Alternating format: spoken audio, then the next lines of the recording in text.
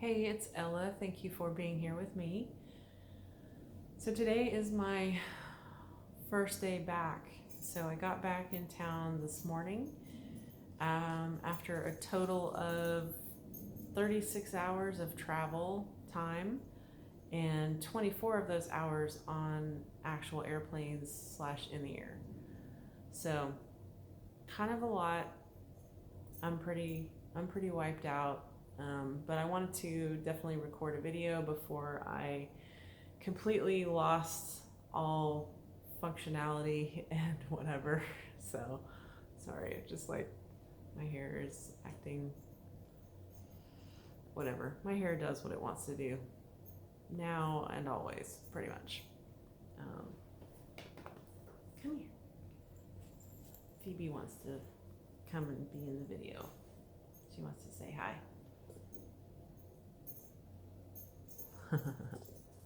Oh, yeah. I missed you too. I did, y'all. I actually cried when I saw her because I missed her so much, and it was actually a little bit anticlimactic. The way that she responded to me coming in the door, it was really funny because she normally like jumps around and does a huge thing, and just super excited. And this morning, she actually crouched down next to me and like dug her nose into my thigh. I just sat down on the floor because I was like, I'm already dirty. I'm just gonna sit on the floor, just so I could be closer to her. And she just like she buried her nose in my thigh and was just acting like she was confused initially. And then once it set in, like, oh, you really are back. It really is you, not just something that smells like you. Then she jumped around and went all crazy and got the zoomies and everything. But she's been very cuddly and snuggly. And I am glad for this because I missed this girl so hard. I missed her so much. Yeah.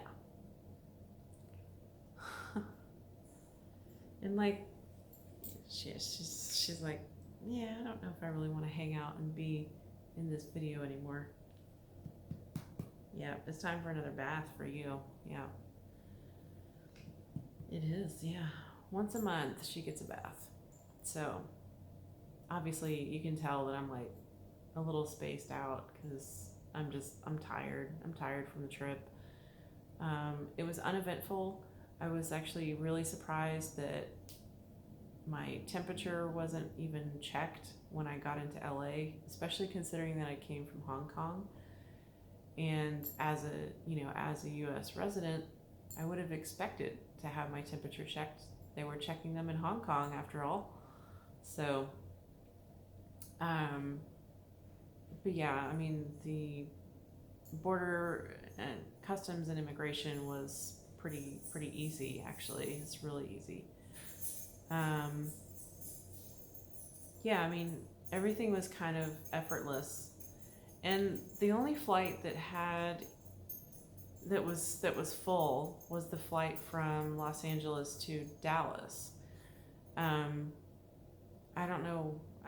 I was thinking, oh, probably because it was the first flight of the day, and if people were going to Dallas for the weekend, then yay, they would get in first thing in the morning, I guess. I don't know.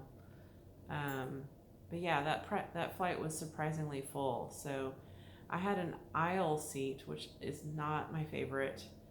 But I was just glad not to have a middle seat, honestly. So, yeah. There's so much that I wanted to say, but now that I'm here, my brain is just sort of turning into goo. So, but I was literally standing downstairs looking outside, just thinking like, did that really just happen? Did I really just go to Bali for almost a month and do lots and lots of yoga and learn so many things about yoga and have tons of personal breakthroughs, and did that really just happen? Because right now it doesn't feel like it happened. It feels like it was some alternate universe or some alternate dimension or something. It doesn't feel real. And I think that, going forward, the only way to make it feel real is to bring it to truly bring it with me everywhere that I go. So by that I mean the phrases, the words that were spoken a lot during the training, most of them by Deep, by the way, just bringing those with me and like saying them out loud to myself, and obviously practicing yoga a lot, because I still have his voice in my head, and it actually really helps quite a bit. Basically it's up to me now.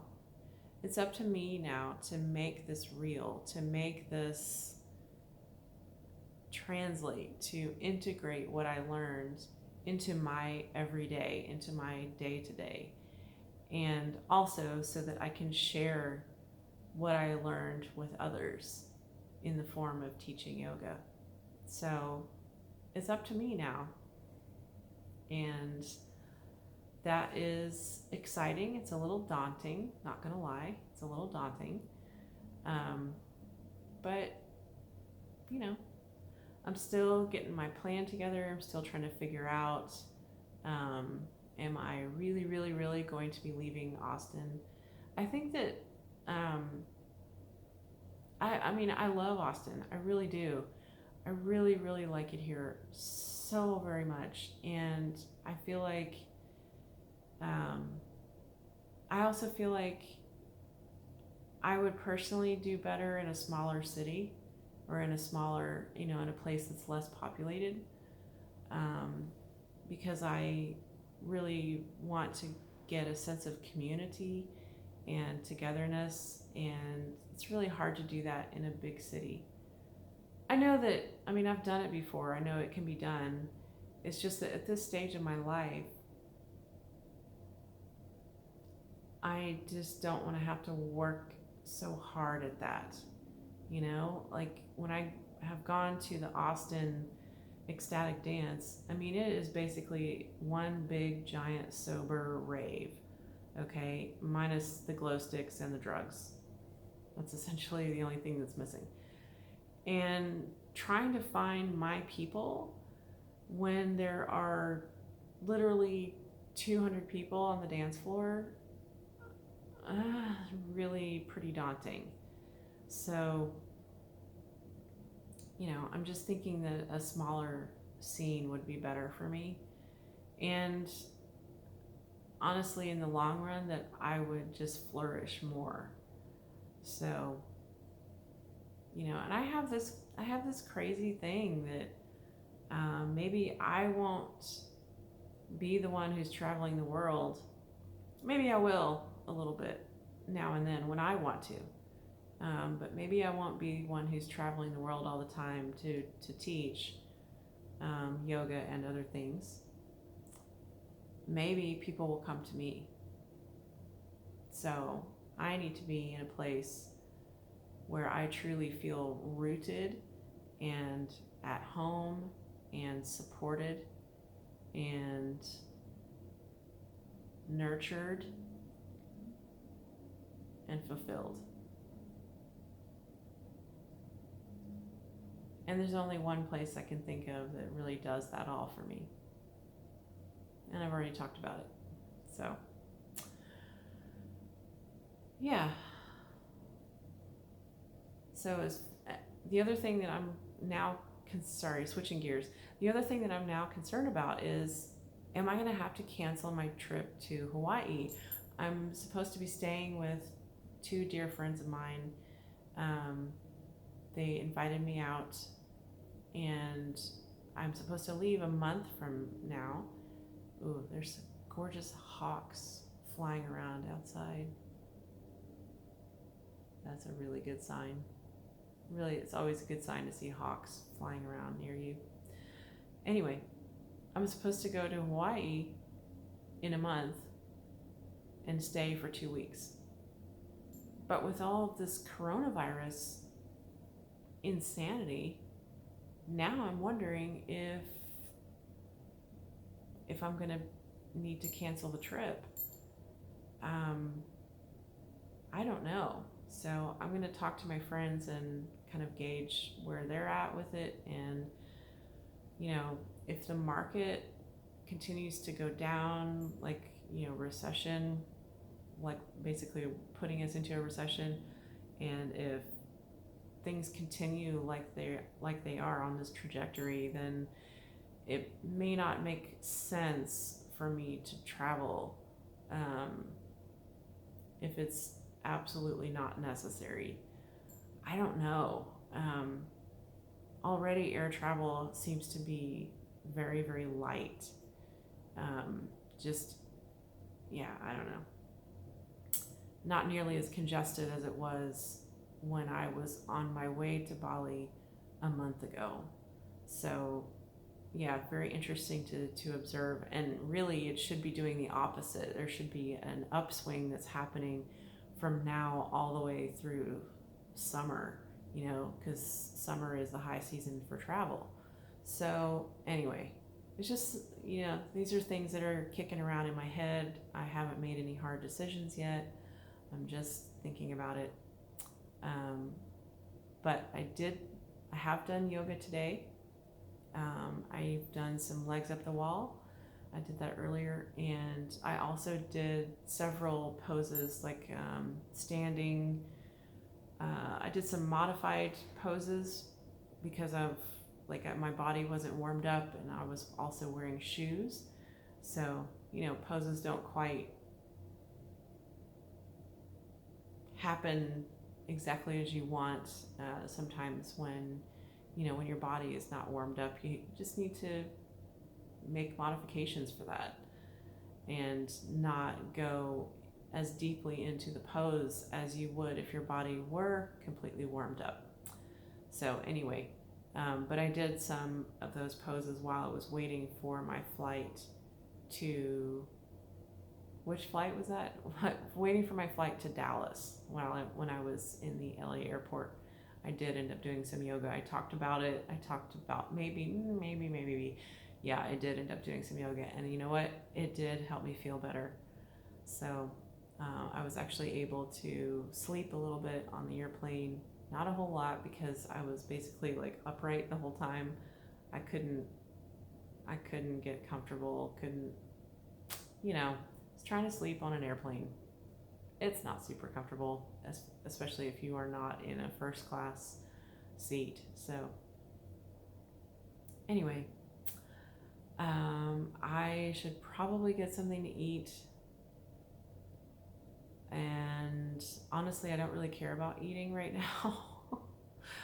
What I'm really thinking about doing is just going and crawling into bed. But I'm afraid that if I do that, then my whole day, that's basically it for the day, and I just won't get up until tomorrow, which is not an entirely bad thing. But I'm going to try and stick it out for just a little bit longer before I call it a night. So anyway, now comes the integration. Now comes the hard part, basically, because I thought it was hard to be in that yoga shala doing all those poses and sweating more than I ever have in any hot yoga class. And that's saying something. But yeah, I thought that I was doing the hard work when I was there. It felt hard in certain moments. It really, really did. But I also knew that coming back, the really hard part was going to be the integration. And the really hard part was going to be not letting go of the passion that I rediscovered in that yogashala. Because I tapped into something in me, something that's always been there in me, but I tapped into something that has been asleep for so many years. I mean, I'm not sure that it's ever been awakened. So I tapped into that, and it's incredibly powerful and exciting.